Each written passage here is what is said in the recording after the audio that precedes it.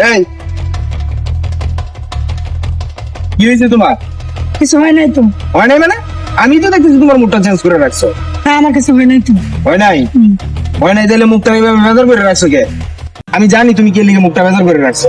আমার বলতে হইব না, আমি বুঝি, সবই বুঝি। কি বুঝো তুমি? কি বুঝি? এই যে মার্কেটটা করে দিছি, এখানে কত টাকার মার্কেট?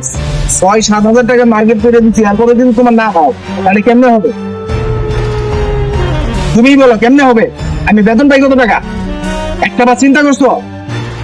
মাত্র 15,000 টাকা স্যালারি পাই, সেই জায়গায় তোমার 6-7 হাজার টাকার মার্কেট করে দিছি, এরপরে তোমার হচ্ছে না।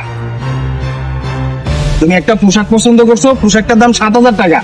এই 7,000 টাকা এখন আমার পকেটে নাই। আমি যদি ওই পোশাকটা এখন তোমার কিনে দিতে চাই, তাহলে আমি কালকে রুম ভাড়া দিতে পারবো না, মানুষের কাছে আমি অপমান অপদস্থ হবো। একটা বার চিন্তা করে দেখো, আমি যে তোমার জন্য মার্কেটটা করছি, আমার জন্য একটা গেঞ্জি কিনে নাই। ও আচ্ছা, আমার লাগবে না। দেখো, রাস্তার মাঝে সিগারেট করবে না, রাস্তার সিগারেটটা খুবই খারাপ। এই জিনিসটা কখনো করবে না। কোনো ভদ্রমেয়ে রাস্তাঘাটে এই ধরনের ব্যবহার করতে পারে না। আচ্ছা ঠিক আছে, বললাম তো, যখন পকেটে টাকা হবে তখন তুমি এনে দিও। এখন চলো, বাসায় চলো। এই কথাটা ভালোভাবে বললেও কিন্তু হইতো। এই রাস্তার মাঝে লোকজন দেখতেছে, পাবলিক দেখতেছে, মানুষই কি বলবে এইগুলা? যখন পকেটে টাকা হবে তখন তুমি এনে দিও।